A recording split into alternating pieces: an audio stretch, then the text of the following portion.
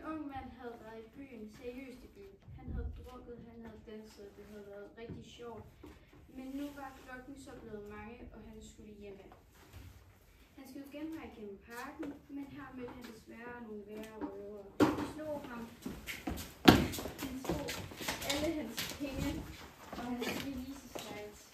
Da de var færdige med at slå ham og havde stjålet nogle ting, gik de jo så igen. Han var helt besvimet, han var lidt blevet stikket et øjenbryn. Tidligt næste morgen kom en præst forbi. Hun var ude at gå med sin hund, og den snusede så stramt til den stakkels unge mand og blødede. Præsten blodede. Præsten tænkte, at den fyr er sikkert en dum drukkenbold, der har faldet, og nu skal han bare sove den ud. Han er sikkert også... Nej, han vil sikkert heller ikke have, at alle blander sig i, hvor han er. Også selvom han har lidt næseblod. Så præsten hæv i hundesnoren og skyndte sig videre.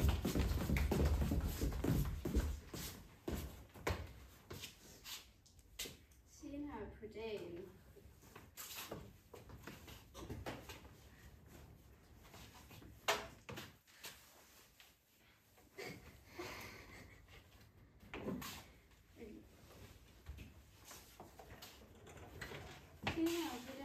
kom der en pensionist forbi, en pæn ældre dame.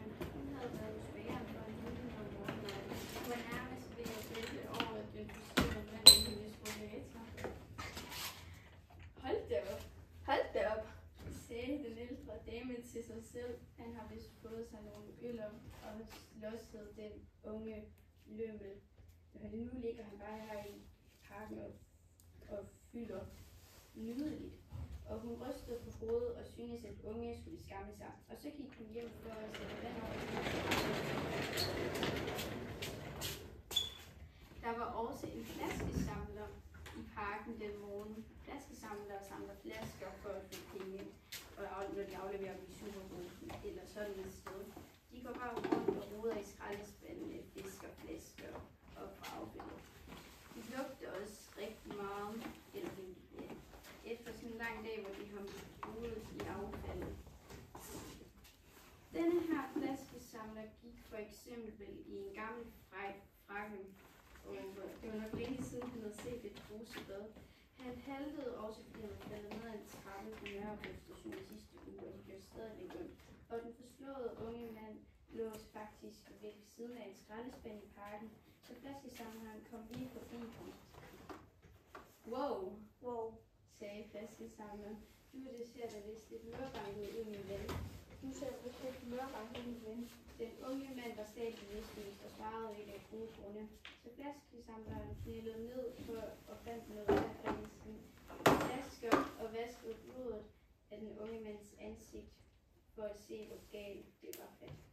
Næseblodet var ikke så slemt. Sagde flaskesamleren. Men det der flækkede øjenbryn, det skal vi syes. Flaskesamleren havde ingen penge til noget transport. Der var ikke andet at gøre end at gå til skadestuen, men den forslåede mand kunne ikke gøre noget. Så flaskesamleren trak ham hele vejen til skadestuen.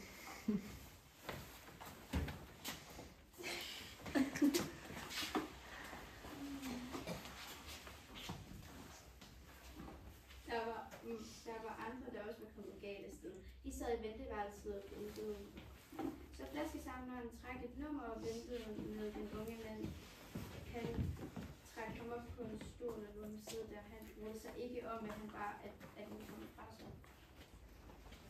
En gang imellem kom en sygeplejerske ud og råbte næste.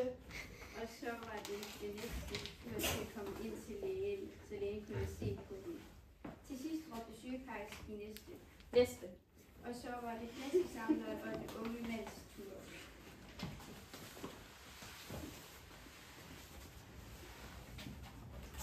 Så de bar ham op på et bord.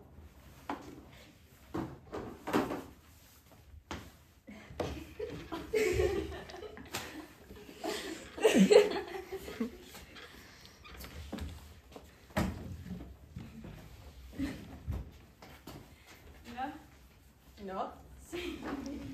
Hvem har vi så her? Hvem har vi så her? Jeg ved det faktisk. Jeg ved faktisk faktisk ikke, hvad han hedder.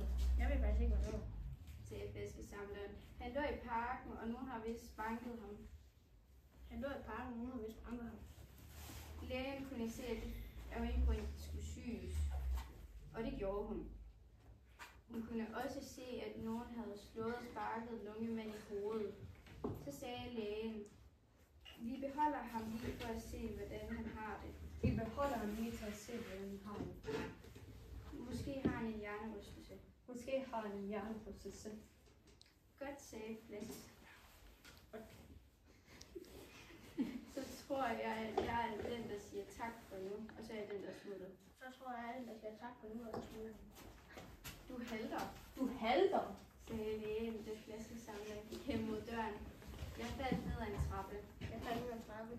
Vi kigger lige på det ben nu, når du er her, Vi kigger lige på den ben, du er her. sagde lægen og kiggede grundigt på flaskesamlerens ben. Det er jo brækket, Det er jo brækket. sagde lægen. Du skal have gips på. Du skal have gips på.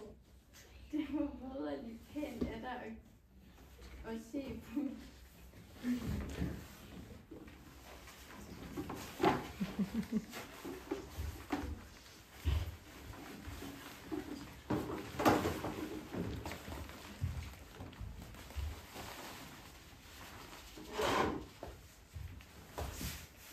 Det var godt nok pænt af dig at se på min ben. Det var godt nok pænt af dig at se på min ben. Det var godt nok pænt, at der er sådan på dit ben. Sagde flaskesamleren. Den havde fået gips på.